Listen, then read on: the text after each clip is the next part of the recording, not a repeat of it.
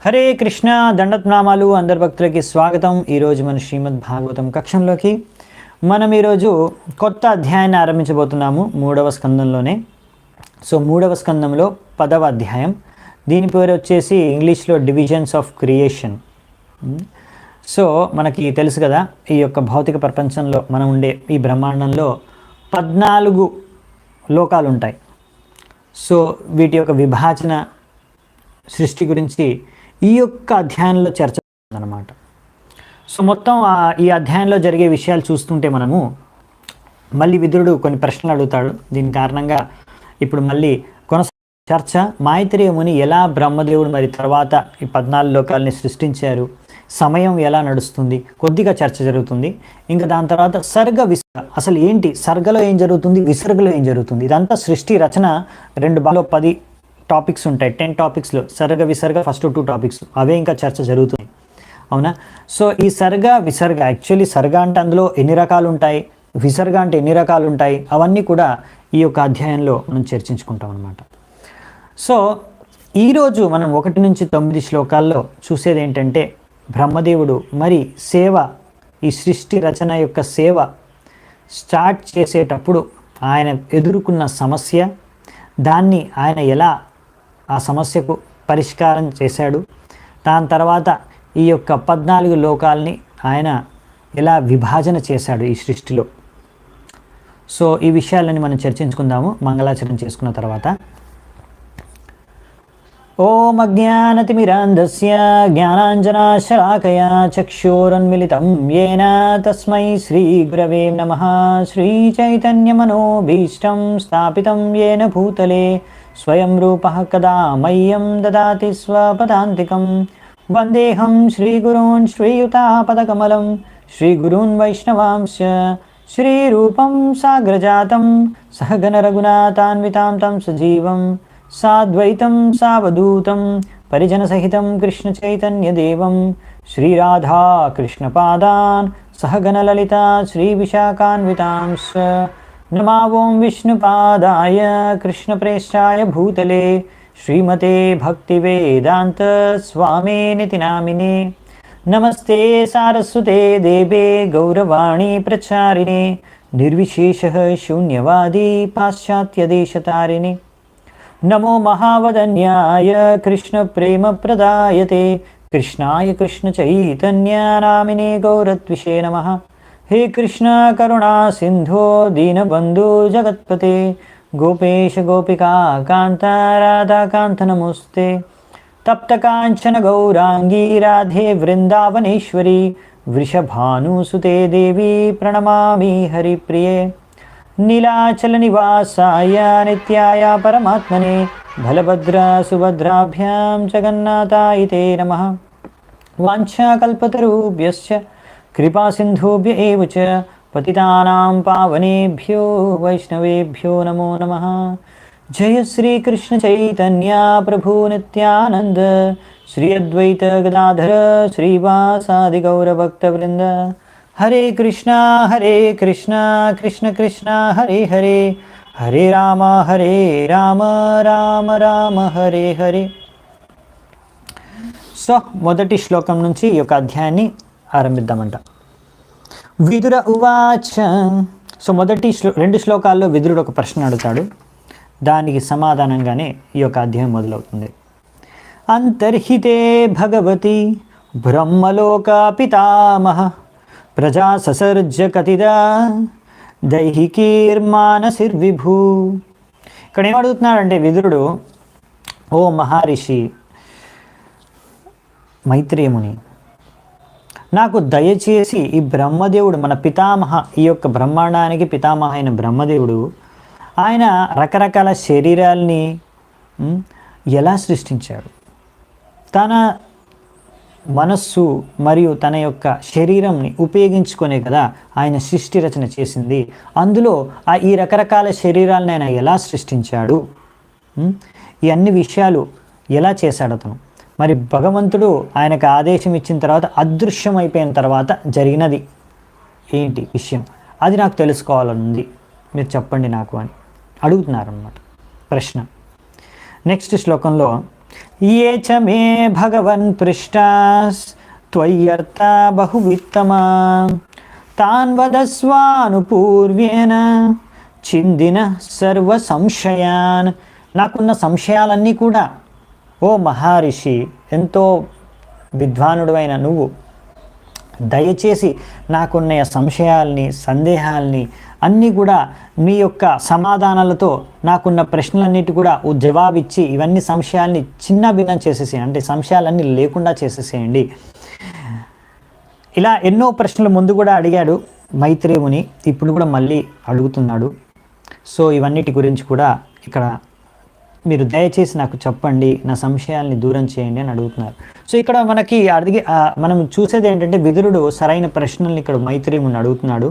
ఎందుకు అంటే మైత్రేయుని ఈ అన్ని ప్రశ్నలకి, విదురుడి యొక్క ప్రశ్నలకి సరైన సమాధానం ఇవ్వగలడు అనే నమ్మకంతో, ఆయనకు ఒక దృఢ విశ్వాసం ఏంటంటే తప్పకుండా మైత్రేయుని నాకు సరైన సమాధానం ఇవ్వగలడు, ఆయన సమాధానాల ద్వారా నాకున్న సంశయాలన్నీ దూరం అయిపోతాయి అనే దృఢమైన నమ్మకం, విశ్వాసం అన్నమాట. ఇటువంటి విశ్వాసమే మనకి కూడా, మనము ఎప్పుడైతే ప్రశ్నలు మన గురువుని అడుగుతామో అటువంటి నమ్మకం మనకు ఉండాలి. అప్పుడు వాళ్ళు చెప్పిన సమాధానాల వలన మనకు ఎంతో ప్రయోజనం కలుగుతుంది. సో అందుకని ముఖ్యమైన విషయం ఏంటంటే మనం సరైన వ్యక్తిని ప్రశ్నలు అడగాలి. ఎప్పుడైతే మనకు విశ్వాసం ఉందో, ఈ వ్యక్తి ద్వారా నేను ప్రశ్నలు అడిగితే ఆయన ఇచ్చే సమాధానాల ద్వారా నాకున్న సంశయాలు, నాకున్న సమస్యలు దూరం అవుతాయి అనే నమ్మకం ఉంచి, అటువంటి నమ్మకం ఉన్న వ్యక్తితోనే మనము ప్రశ్నలు అడగాలన్నమాట. సో దానికి మనం సరైన వ్యక్తిని ఎన్నుకోవాలి, సరైన గురువుని ప్రశ్నలు అడగాలి. సో ఎలా మరి మనకు తెలిసేది సరైన గురువు, సరైన వ్యక్తి అనే విషయాన్ని కూడా ఇక్కడ ప్రభుపాదుల వారు తాత్పర్యంలో చెప్తున్నారు. అందుకని మనము దారెంపటి పోయి ఎవరినో పట్టుకొని నాయన ఈ జన్మమృత్యు జరా వ్యాధి నుంచి నేను ఎలా బయటపడాలి, భగవద్ధామాన్ని ఎలా చేరుకోవాలి, భగవంతుడిని ఎలా ప్రసన్నుడు చేయాలి, నా జీవిత లక్ష్యం ఏంటి, ఇలాంటి ప్రశ్నలు అనేసి మనము దారెంబటి పోయి ఎవరినో పట్టుకొని అడగం. అవునా? సో సరైన వ్యక్తిని ఎన్నుకొని అడగాలని చెప్తున్నారు. ఇది చాలా ముఖ్యమైన విషయం, ముందు తెలుసుకోవాల్సింది మనకి. దాని తర్వాత సరైన గురువు మనకు దొరికిన తర్వాత ఆ గురువుని సరైన ప్రశ్నలు అడగాలి. మనం ఏదో టైంపాస్ కోసమో, మన తెలివితేటల్ని ప్రదర్శించడం కోసమో, లేకపోతే ఇంకా ఏవో రకరకాల ఏమంటాం అల్టీరియర్ మోటివ్స్, దురుద్దేశాలతో మనము ప్రశ్నలు అడగకూడదు. మన ప్రశ్నలు ఎందుకు అడగాలంటే మనము నిజంగా మనకు ఒక సందేహం ఉంది, ఆ సంశయాన్ని మనం దూరం చేసుకోవడానికి మనం ప్రశ్నలు అడగాలి. నమ్మకం ఉండాలి మనకి ఆ గురువు పైన, మనకు ఆయన ఇచ్చే ప్రశ్నలకు సమాధానాల పైన, ఆ సమాధానాల ద్వారా నా యొక్క సందేహాలు పూర్తిగా తొలగిపోతాయి అని నమ్మకంతో మనం వినాలి. సో అందుకనే ఆ గురువు కూడా మరి ఎలా మనం ఐడెంటిఫై చేయడం ఆయన సరైన గురువు అని. మనకు ఒకటైతే తెలుసు, మనకు పరంపరలో రావాలి ఆ వ్యక్తి, తప్పకుండా పరంపరలో రావాలి. అంతేకాకుండా ఇక్కడ ఇంకొక పాయింట్ మనకు ప్రభుపాదుల వారు చెప్తున్నారు ఏంటంటే, ఎవరైనా సరే గురువు కానీ ఎవరైనా సరే ఇలా మనల్ని ప్రశ్నలు అడిగినా, ఎవరైనా సరే మనం ప్రశ్నలు అడిగినా వాళ్ళు ఎటువంటి సమాధానం ఇవ్వాలి. సమాధానం ఇచ్చే వ్యక్తి ఎప్పుడైనా సరే అతను శాస్త్రాలు, గురు పరంపర అనుసారంగానే సమాధానం ఇవ్వాలి. అంతేకాని తనకు నచ్చింది, తనకు అనిపించింది, తనకి ఇష్టం వచ్చినట్టుగా ఆలోచించుకొని ఇష్టం వచ్చింది సమాధానంగా ఇవ్వకూడదు అన్నమాట. ఆ సమాధానాలన్నీ కూడా శాస్త్రయుక్తంగా, లేకపోతే పరంపరలో మనం విన్న విషయాల్ని, గురు పరంపరలో విన్న విషయాల్ని మనం చెప్పాలి. ఇది సరైన విధానంగా సమాధానం ఇచ్చే విధానం. లేదు నాకు ఇష్టం వచ్చినట్టు, నేను చాలా తెలివిమంతుడిని, నాకు ఏ గురువు ఏ శాస్త్రం అవసరం లేదు, నా తెలివితేటలు ఉపయోగించి నేను అతను ముగ్ధుడైపోయే విధంగా నేను ఆన్సర్ ఇవ్వగలను, అటువంటి విధంగా నేను ఆన్సర్లు నా దగ్గర ఉన్నాయి అని నేను ఇచ్చుకున్నాను అనుకోండి, ఎవరైనా సరే అప్పుడు అది సమయం వృధా, సమయం నష్టం, అంతే, ఇంకేం జరగదు అక్కడ, ఎవరికి దానివల్ల మేలు జరగదు అన్నమాట. సూత ఉవాచ ఏవం సంచోదితస్తేన క్షత్ర కౌశ్యారవీర్ముని ప్రీత ప్రత్యాహతాన్ ప్రశ్నన్ హృదిస్థానత భార్గవ. ఇక్కడ సూత గోస్వామి సడన్గా వచ్చేసారు, చూసారా? సూత గోస్వామి అంటున్నారంట, ఓ సన్ ఆఫ్ భృగు, ఒక భృగుముని యొక్క పుత్రుడయ్య భార్గవ. సో అప్పుడు అలా మైత్రేయ మునిని విదురుడు అడిగిన ప్రశ్నలకి మైత్రేయ ముని ఎంతో ప్రసన్నుడైపోయాడు. ఆయన హృదయంలో ముందు విదురుడు అడిగిన ప్రశ్నలన్నీ కూడా గుర్తున్నాయి ఆయనకి. ఇప్పుడు ఈ ప్రశ్న అడగడం ద్వారా ఆయనకి ఇంకా హృదయపూర్వకంగా ఆయన ఇప్పుడు ఆ సమాధానాలు, అన్ని ప్రశ్నలకి సమాధానాలు ఇవ్వడానికి ఆయన సిద్ధమయ్యి ఇప్పుడు ఇవ్వబోతున్నాడు. చూడండి, ఇక్కడ మళ్ళీ సడన్గా సూత గోస్వామిని తీసుకొచ్చేసారు అంటే మనకు అర్థం కావాలి, ఇది మనము ఇక్కడ చర్చించుకుంటాం అన్ని పరంపరలో వచ్చిన విషయాలని. అవునా? మనం చూసాము సూత గోస్వామి, అక్కడ శౌనకాది ఋషులు సూత గోస్వామిని అడిగారు మైత్రేయ ఋషి మరియు విదురు మధ్య జరిగే సంవాదం ఏంటని. అవునా? అలాగే పరీక్షిత్ మహారాజ్ కొన్ని ప్రశ్నలు సూకదేవ గోస్వామిని అడిగాడు. అప్పుడు ఆయన విదురు వైద్య సంవాదం గురించి చెప్పారు. అక్కడ విదురుడు కూడా ఇటువంటి ప్రశ్నలు నువ్వు అడిగిన విధంగానే మైత్రేయ మునిని అడిగాడని. చూడండి, మీరు సూత గోస్వామిని చూడండి, సుఖదేవ్ గోస్వామిని చూడండి, వాళ్ళందరూ కూడా పరంపరలో విన్నది చెప్తున్నారు. ఇది పరంపరలో జరిగిన సంభాషణ, చర్చ, విజ్ఞానం, అక్కడి నుంచి నేను నీకు చెప్తున్నాను సమాధానం అని చెప్తున్నారు. మరి ఇప్పుడు మైత్రేయ ముని విదురు వాళ్ళెక్కడి నుంచి చెప్తున్నారు? అది కూడా మైత్రేయ ముని చెప్పేశాడు. ఏమని, ఎక్కడి నుంచి చెప్తున్నాడు మైత్రేయ ముని? నేను పరంపరలో వచ్చాను, నేను భాగవతం పరంపరలో ఉన్నాను. ఆయన పరంపర ఏంటనేది మనం చూసేసాం ముందే. అవునా? ముందు అధ్యాయంలోనే మనం చూసుకున్నాం. డైరెక్ట్గా భగవంతుడి నుంచి, సంకర్షుడి నుంచి వచ్చిన పరంపరలో ఆయన పరాశర ముని నుంచి విన్నారు, ఆయన గురువు నుంచి. అది భగవంతుడి నుంచి స్వయంగా జ్ఞానం అనేది వచ్చింది. సో ఆయన గురు పరంపరని ముందే డిస్క్రైబ్ చేసేసారు. నా గురు పరంపర ఇది, ఇక్కడ నుంచి నేను ఈ జ్ఞానాన్ని విన్నాను, అది మీకు చెప్తున్నాను. అదే జ్ఞానాన్ని సుఖదేవ గోస్వామి, పరీక్షిత్ మహారాజ్ చెప్తున్నారు. అదే జ్ఞానాన్ని విన్నది సూత గోస్వామి. ఆ సుఖదేవ పరీక్షిత్ సంవాదంలో ఆయన కూర్చొని ఉన్నాడు సూత గోస్వామి. అదే అసెంబ్లీలో, అదే క్లాస్లో ఆయన కూడా కూర్చొని విని అదే మళ్ళీ శౌనకాది ఋషులకు చెప్తున్నారు. అదే ఇక్కడ వస్తుంది మళ్ళీ. సో మనము చూసేది ఏంటంటే భాగవతం మొత్తంలో కూడా ఈ విషయాన్ని గమనిస్తాం. మనము ప్రతిసారి ప్రతి ఒక్కరు ఎవరు ఏ ప్రశ్న ఎవరిని అడిగినా వెంటనే వాళ్ళు ఒక అథారిటీని కోట్ చేస్తారు. మనం అనుకోవచ్చు, అరే ఏంటి వీళ్ళ ప్రశ్న అయితే వెంటనే సమాధానం చెప్పొచ్చు కదా. ఈ భాగవతంలో ఇది ఎవరు ఎప్పుడు ఎక్కడ అడిగారు, మళ్ళీ అది ఏ పరంపరలో వచ్చింది, ఆ ప్రశ్న ఎవరు ఎక్కడ ఎవరికి చెప్పారు, ఇవన్నీ ఎందుకు, మనకు డైరెక్ట్ క్వశ్చన్ ఆన్సర్ చెప్పుకుంటే సరిపోతుంది కదా. అంటే ఈ విషయమే గమనించడానికి, మనకు ఈ విషయం మనకు తెలియజేయడానికి, ఈ విషయం మనం నేర్చుకోవాలి ఇందులోంచి.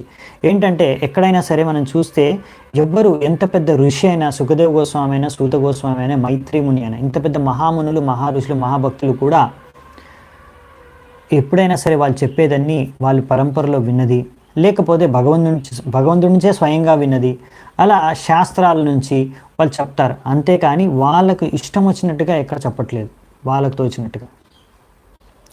సో ఇది మనం గమనించవలసిన విషయం.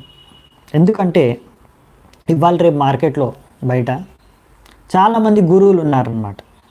వాళ్ళు గురువుగా వాళ్ళ పేర్లు పెట్టుకొని అడ్వర్టైజ్మెంట్ చేసుకొని పెద్ద గురువులుగా చలామణి అవుతున్నారు. వాళ్ళు పరంపరలో రారు. వాళ్ళ పరంపర ఏ పరంపర ఎవరికి తెలీదు.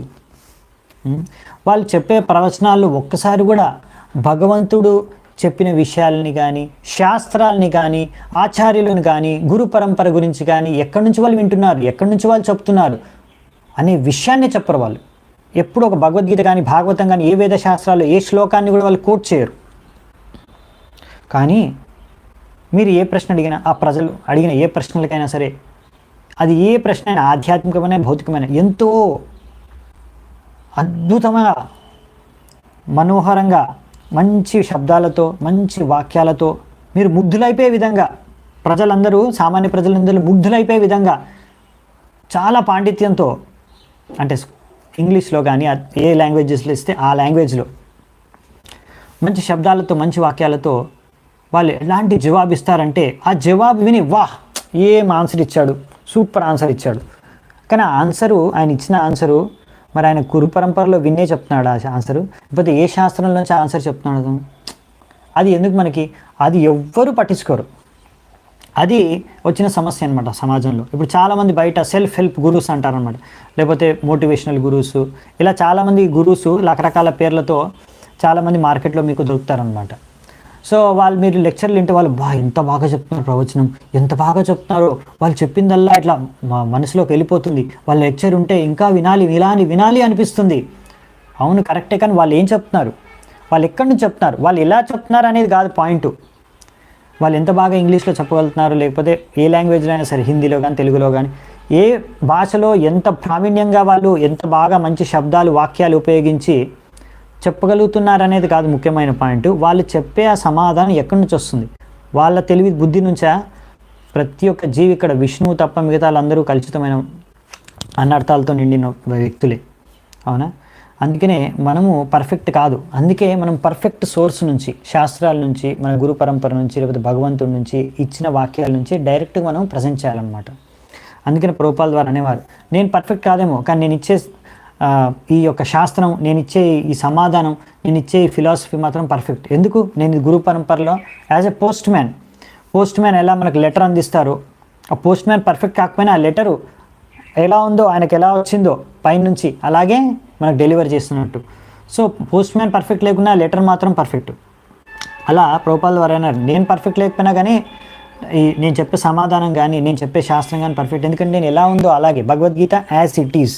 అందుకే మీరు చూడండి, ప్రభుపాల్ వారు కూడా భగవద్గీత ఇవ్వగానే స్టార్టింగ్లోనే ఇంట్రొడక్షన్ లేని భగవద్గీత స్టార్ట్ చేయకుండా ముందే మనకు మొత్తం ఒక లిస్ట్ ఇచ్చేస్తారు. మన గురు పరంపరది కృష్ణుడి నుంచి తీసుకొని శీల ప్రభుపాల్ వరకు, తన వరకు ఎలా గురు పరంపర ఉంది, ఆ గురు పరంపరలో ఎవరెవరు గురువులు ఉన్నారు, ఎంతమంది ఆచార్యులు ఉన్నారు, 32 మంది, మొత్తం డీటెయిల్గా ఉన్నాయి. మరి మీరు చూడండి, భగవద్గీత స్టార్టింగ్లోనే ఈ భగవద్గీత కూడా నా గురువు, ఇది ఒక ఆచార్యులకి ఆయన అంకితం చేస్తారు. అంతేకాకుండా ప్రతి దగ్గర మనం ఎక్కడ చూసినా కానీ, భాగవతంలో కూడా ఎన్నోసార్లు చూసాం, జీవ గోస్వామి వారిని, లేకపోతే భక్తి సిద్ధాంత సరస్వతి ఠాకూర్ని, లేకపోతే చైతన్య మహాప్రభుని, లేకపోతే శ్రీధర్ స్వామి, లేకపోతే విశ్వనాథ్ చక్రవర్తి ఠాకూర్ని, ఇలా ఎంతోమంది ఆచార్యులను కోట్ చేస్తారు. ఈ ఆచార్య ఇలా చెప్పారు, ఈ ఆచార్య ఇలా చెప్పారు అని. సో వాళ్ళందరి దగ్గర నుంచి కలెక్ట్ చేసుకున్న ఇన్ఫర్మేషన్, వాళ్ళ దగ్గర నుంచి లభించిన ఇన్ఫర్మేషనే ప్రభుపాల్ మనకి ఇస్తున్నారు, మనకు అర్థమయ్యే విధంగా. సో చేసుకోవాలి, ఇది ముఖ్య పాయింట్ అని. వాళ్ళు ఎంత వాళ్ళ యొక్క వాక్చాతుర్యంతో, వాళ్ళ వాక్చాతుర్యంతో మీరు ముగ్ధులు అవ్వకూడదు. వాళ్ళు యూజ్ చేసే వర్డ్స్ కానీ, వాళ్ళు యూజ్ చేసే లాంగ్వేజ్ కానీ, దాని ద్వారా వాళ్ళ ఒక భాష, లేకపోతే వాళ్ళ ఒక చాతుర్యతో మీరు ప్రభావితం కాకూడదు. ఫస్ట్ చూడాల్సింది ఏంటంటే, మీరు ఎన్నిసార్లు అతను భగవద్గీతలోంచి కానీ, వేదశాస్త్రాల్లోంచి కానీ, భాగవతంలోంచి కానీ చెప్తున్నాడు పాయింట్స్, లేకపోతే ఎన్నిసార్లు అతను తన గురువుల గురించి, మా గురువు లేకపోతే మా ఆచార్యులు, వాళ్ళ పరంపర ఏది, ఎన్నిసార్లు చెప్పుకుంటున్నాడు. ఎంతమంది వాళ్ళ పరంపర గురించి చెప్తారు?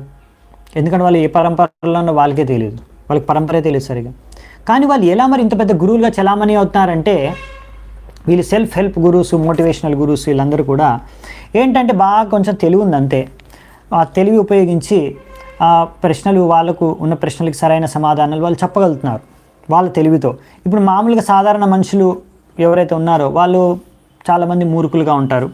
సో వాళ్ళు ఏంటంటే వాళ్ళకి శాస్త్రం తెలియదు, పరంపర తెలియదు, ఏమీ తెలియదు, అమాయకులు. అందుకే అటువంటి వారు ఏంటంటే అలా ఎవరు ఏదైనా బాగా చెప్తే అది వినేసి వాళ్ళని గురువుగా స్వీకరించేసి నమ్మేసి వాళ్ళని ఫాలో అయిపోతూ ఉంటారు. కానీ మీరు వాళ్ళు చెప్పేవి తప్ప కరెక్టా అనేది పాయింట్ పక్కన పెట్టండి.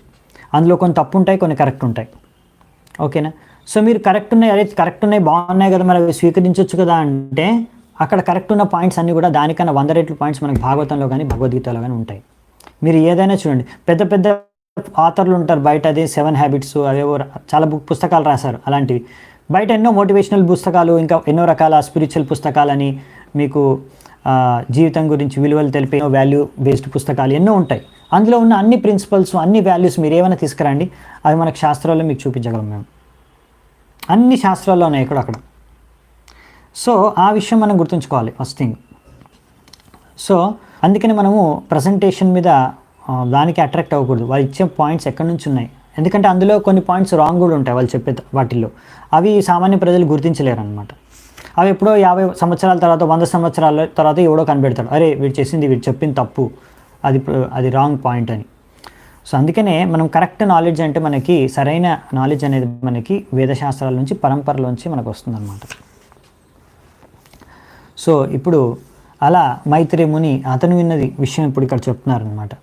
మైత్రే ఉవాచ విరించోపి తథా చక్రే దివ్యం వర్షశతం తపః ఆత్మన్యాత్మానమావేశ్య యతః భగవాన్ అజః.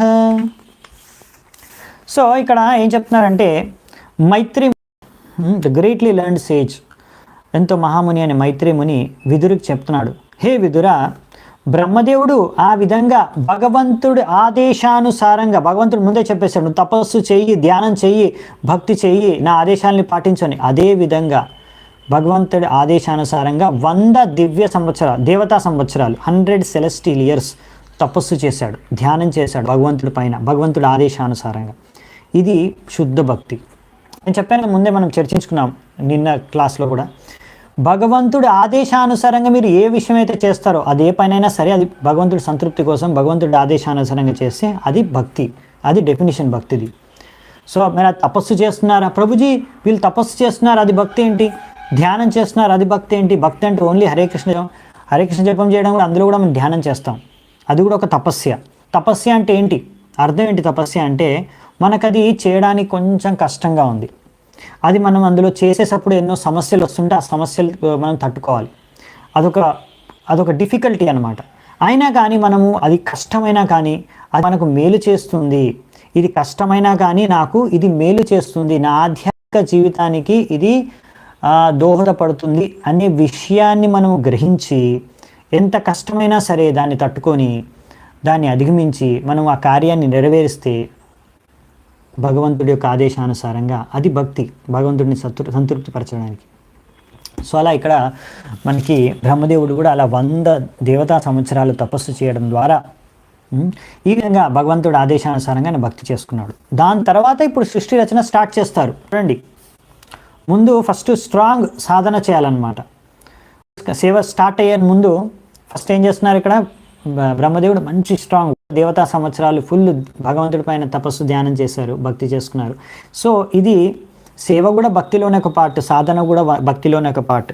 కానీ ఇప్పుడు మనము ఇక్కడ చూసినట్టుగా మనం ఎవరైనా అబ్జర్వ్ చేయండి మీరు, చాలామంది ప్రభుపాల ద్వారా ఎన్ని సంవత్సరాలు ఆయన సాధన చేసిన తర్వాత ఆయన చూసారు, మనం ప్రచారం చేస్తున్నారు కానీ మనం ఒక రేంజ్లో ప్రచారం చేశారు తర్వాత, ఎందుకంటే లైఫ్ టైం అంతా ఆయన సాధన చేశారు.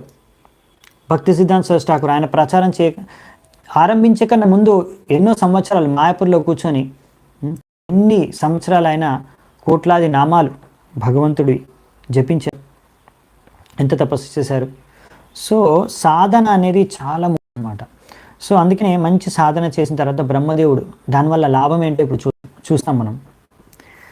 తద్విలోక్యాబ్జ సంభూతో వాయునా యదధిష్ఠిత పద్మం అంబశ్చ తత్కాల కృత వీర్యేన కంపితం.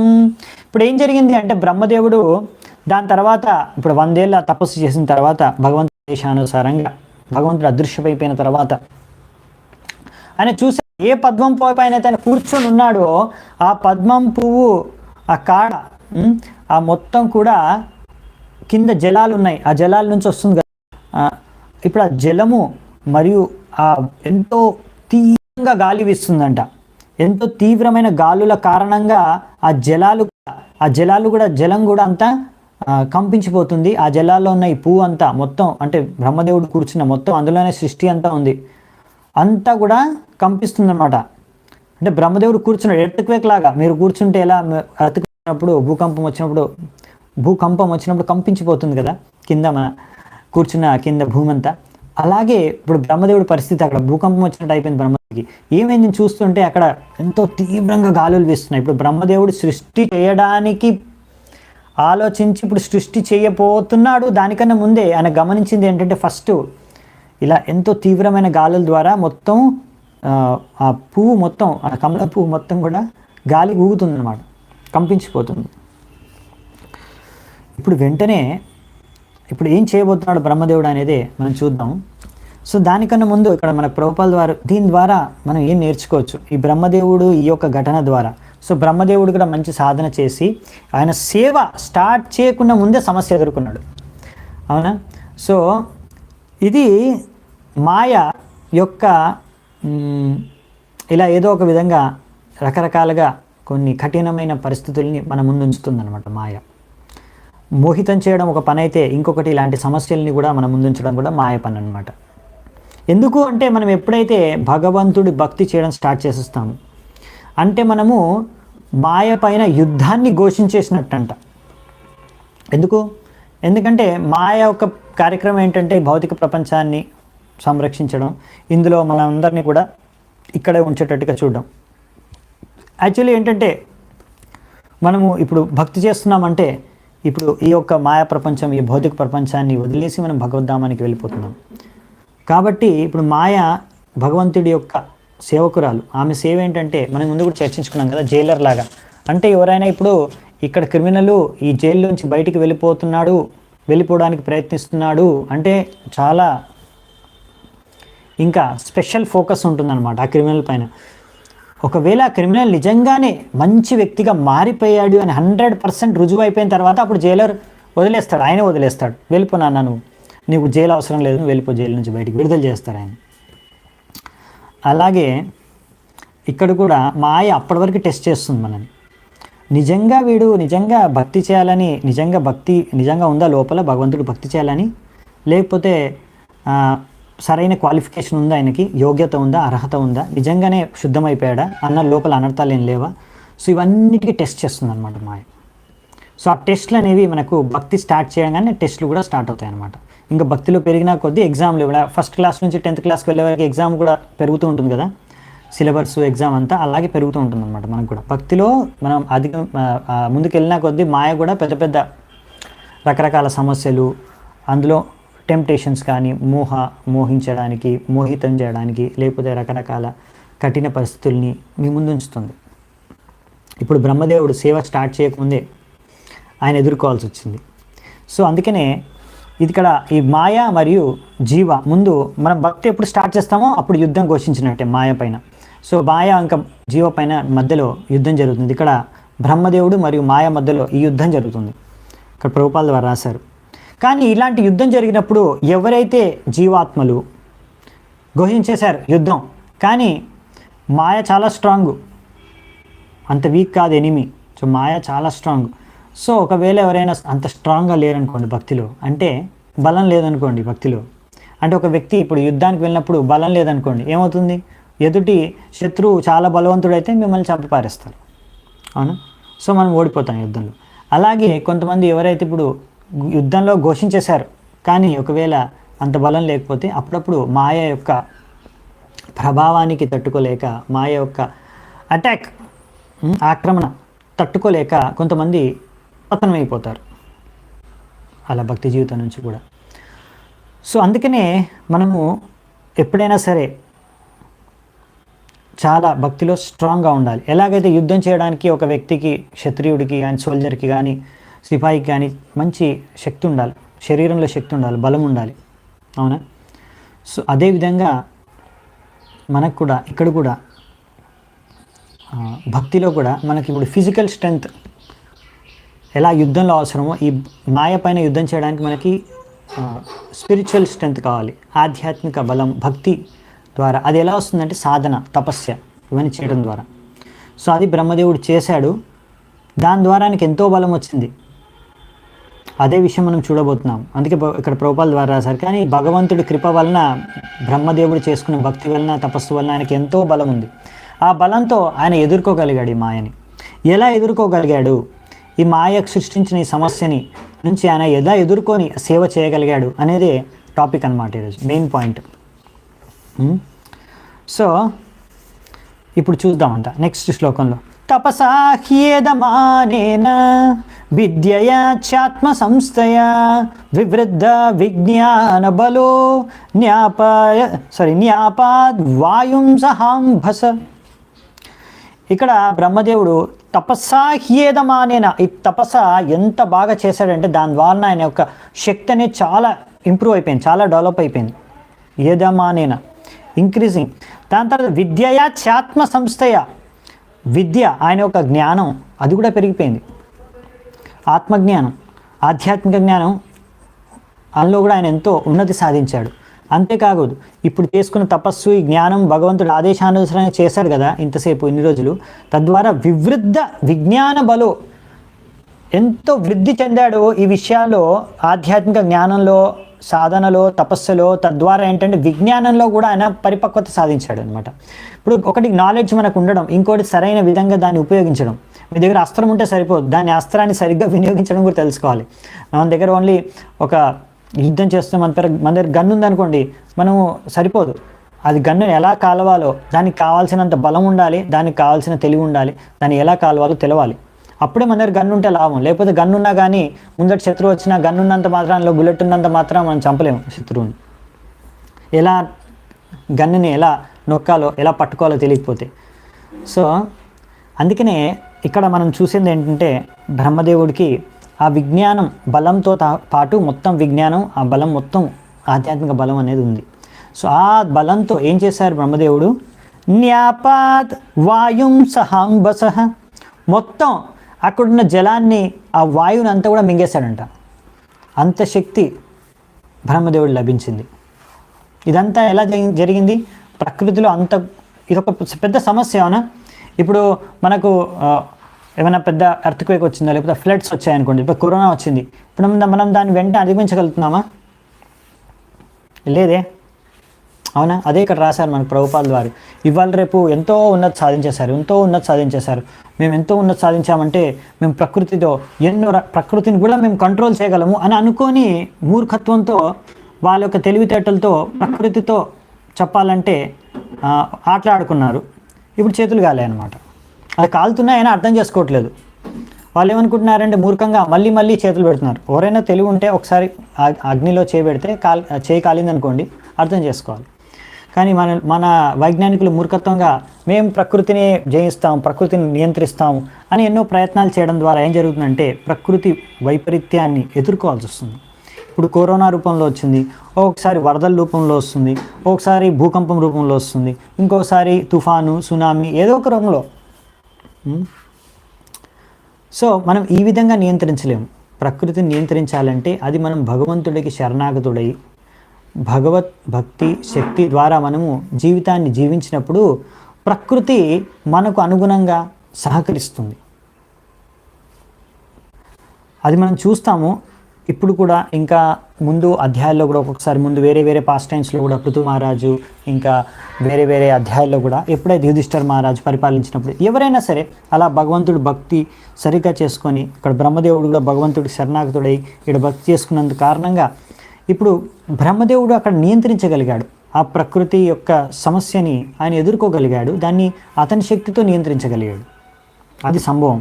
సో ఇలా ఎవరైనా భక్తుడు భగవంతుడికి సంపూర్ణంగా శరణాగతుడైన శుద్ధ భక్తుల ద్వారా ఇటువంటి సమస్యలను ఎదుర్కోవచ్చు ఎంతో విజయవంతంగా. సో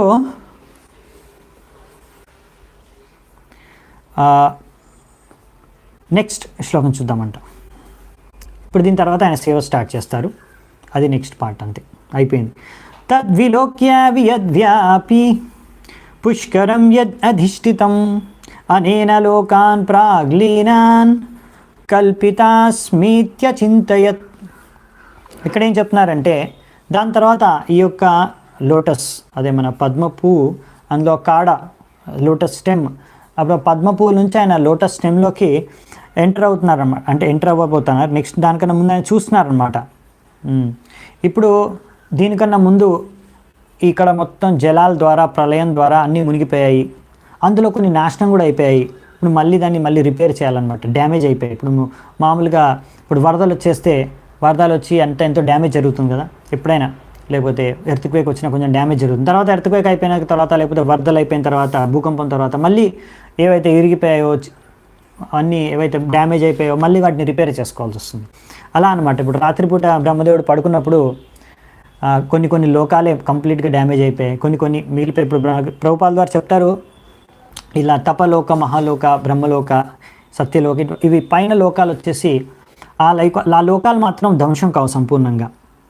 బ్రహ్మదేవుడు నిద్రించినప్పుడు మిగతా వాళ్ళందరూ కూడా నిద్రపోతారు కరెక్టే, కానీ లోకాలు మాత్రం సంపూర్ణంగా ధ్వంసం కావు. ఈ యొక్క ప్రళయ జలాల ద్వారా మునిగిపోవన్నీ. ఓన్లీ కింది లోకాలు, మన భూలోకం, ఇవన్నీ కూడా మునిగిపోతాయి అన్నమాట. ఇవన్నీ బాగా డ్యామేజ్ అయిపోతాయి. సో అందుకే ఇప్పుడు వాటన్నిటిని కూడా మళ్ళీ సరిచేయాలనే విషయాన్ని గమనించాడనమాట బ్రహ్మదేవుడు. చాలా పని ఉంది ఇప్పుడు మనకి, రిపేర్ మెయింటెనెన్స్. ఈ విధంగా ఇప్పుడు అన్నీ బ్రహ్మదేవుడితో పాటు ఫస్ట్ బ్రహ్మదేవుడు పుట్టాడు, అంటే మళ్ళీ నెక్స్ట్ పొద్దునైన తర్వాత మళ్ళీ బ్రహ్మదేవుడు భగవంతుడి నుంచి బయటకు వచ్చాడు. ఇప్పుడు బ్రహ్మదేవుడితో పాటు మిగతా అందరు జీవరాశులన్నీ బ్రహ్మదేవుడి దగ్గర ఉన్నాయి. ఇప్పుడు బ్రహ్మదేవుడు ఏంటంటే వాళ్ళందరికీ సరైన శరీరాలు నిర్మించి ఆ ప్రతి జీవరాశి అంటే జీవాత్మ యొక్క కర్మ గుణ అనుగుణంగా ఒక్కొక్కరికి ఒక్కొక్క శరీరం, వారికి ఒక్కొక్క స్థానం, ఒక్కొక్క లోకంలో ఒక్కొక్క స్థానం కల్పించాలి. ఇప్పుడు వాళ్ళు రెడీగా ఉన్నారు. వాళ్ళు శరీరాన్ని ఆక్యుపై చేసుకొని వాళ్ళ యొక్క లోకాలకు వెళ్ళడానికి. కానీ ఇప్పుడు బ్రహ్మదేవుడు వాళ్ళ కోసం ముందు లోకాలని రెడీ చేసి తర్వాత శరీరాన్ని రెడీ చేయాలన్నమాట. అప్పుడు వీళ్ళు వెళ్ళి ఆక్యుపై చేసుకుంటారు. సో ఆ విధంగా పరిస్థితి అన్నమాట. ఇప్పుడు పద్మకోశం తదావిశ్య భగవత్కర్మ చోదితః ఏకం వ్యభాంక్షిత్ ఊర్ధ్వ త్రిదా భావ్యం ద్విసప్తద అంటే 2 into 7 14 తర్వాత ముందు త్రిదా. సో ముందు ఏం చేశారంటే ఇక్కడ బ్రహ్మదేవుడు ఆయన ఆ యొక్క పద్మపు పువ్వు యొక్క కాడ లోపలికి ప్రవేశించి అక్కడ తర్వాత చూశాడనమాట. ఓహో ఇది మొత్తం ఈ మన 14 లోకలు అనేది మొత్తం ఈ పద్మపు మొత్తం అంతా వ్యాపించి ఉంది ఈ యొక్క బ్రహ్మాండంలో. సో దీన్ని మనం ఇప్పుడు క్లాసిఫికేషన్ చేయాలి. కొంచెం అన్ని మునిగిపోయి అన్ని అస్తవ్యస్తంగా అయిపోయి మళ్ళీ కొంచెం సరిగ్గా సెట్ చేయాలి అనేసి ముందు 3 భాగాలుగా డివైడ్ చేశారనమాట, సెగ్రిగేట్ చేశారు. దాని తర్వాత విభజన 3 భాగాలు చేసిన తర్వాత మళ్ళీ ఆ 3 భాగాల నుంచి నెక్స్ట్ 14 ప్లానెటరీ సిస్టమ్ 14 లోపాలుగా ఈ మొత్తం భౌతిక ఈ బ్రహ్మాండంలో ఉన్న భౌతిక లోకాలన్నింటినీ కూడా 14 లోకాలుగా విభజన చేశారు. ద్విసప్తద, సప్త అంటే 7 కదా, ద్విసప్తద అంటే 2 into 7 14. ఏతావాన్ జీవలోకస్య సంస్థాభేద సమాహృతః ధర్మస్య హి అనిమిత్తస్య విపాకః పరమేష్ట్యసౌ. దీని తర్వాత బ్రహ్మదేవుడు ఈ విధంగా భగవంతుడి యొక్క కృప వలన ఇతను ఎంతో మంచి సేవను చేయగలిగాడు. భగవంతుడి యొక్క ఇచ్చిన దివ్య జ్ఞానాన్ని ఉపయోగించుకొని దీని ద్వారా ఈయన ఈ 14 లోకాలని సరైన విధంగా సృష్టించిన తర్వాత మళ్ళీ పునర్నిర్మించిన తర్వాత తద్వారా ఏంటంటే ఇప్పుడు అవి రెడీ అయిపోయాయి అన్నమాట. అన్ని జీవరాశులు సరైన శరీరాలు ధరించి అక్కడక్కడ ప్లానెట్స్ని రెడీ చేసేస్తారు. ఇప్పుడు మరి ఇంకా చాలా ఉన్నాయి సృష్టిలో. నెక్స్ట్ చేయాల్సింది ఏంటంటే మనము సర్గ విసర్గకు సంబంధించింది ఇంకా కొన్ని విషయాలు ఉన్నాయి, సమయానికి సంబంధించి కూడా. సో మళ్ళీ దాని తర్వాత ఇంకా ఏం జరిగింది, ఎలా జరిగింది అనే విషయం మనకి ఇక్కడ విదురుడు అడిగిన ప్రశ్న కారణంగా మిగతా చర్చ అనేది నెక్స్ట్ శ్లోకం నుంచి జరుగుతాయి. సో ఇంకా ఈ యొక్క శ్లోకంలో ఇంకొక పాయింట్ ఏంటంటే, అందుకనే మనకి ప్రభుపాల్ వారు ఇక్కడ రాశారు ఏంటంటే, మన జీవరాశుల్ని జీవాత్మలను ఒక్కొక్కసారి ప్రతిబింబాన్ని కూడా అంటారు. ఎందుకంటే జీవాత్మలు అన్నీ కూడా ఉద్భవించిందంతా భగవంతుడి నుంచే. సో భగవంతుడిలో ఉన్న లక్షణాలే కొన్ని లక్షణాలు, భగవంతుడిలో ఎన్నో లక్షణాలు ఉన్నాయి, అన్నీ సంపూర్ణంగా ఉన్నాయి. కానీ మన జీవాత్మల్లో కొన్ని లక్షణాలు కొంత మాత్రలో ఒక్కొక్క జీవాత్మలో ఉంటాయన్నమాట. దానికి అనుగుణంగా వాళ్ళకి శరీరాలు, దానికి అనుగుణంగా వాళ్ళ గుణకర్మలు, దానికి అనుగుణంగా వాళ్ళకి శరీరాల్ని బ్రహ్మదేవుడు సృష్టిస్తాడనమాట. సో అవన్నీ విషయాలు కూడా మనము వచ్చే శ్లోకాల్లో వచ్చే క్లాసెస్లో చూద్దామంట, ఫ్రైడే నుంచి శుక్రవారం నుంచి. సో ఇక్కడే ఈరోజు మన యొక్క చర్చను ముగిద్దాము. హరే కృష్ణ. మీ అందరికీ ధన్యవాదాలు ఎంతో ఓపికగా విన్నందుకు. గ్రంథరాజ్ శ్రీమద్ భాగవతం की जय, समवेत गौरभक्त वृंद की जय, शिल प्रभुपाद की जय, निताय गौर सीतानाथ प्रेमानंदे हरि हरि बोल.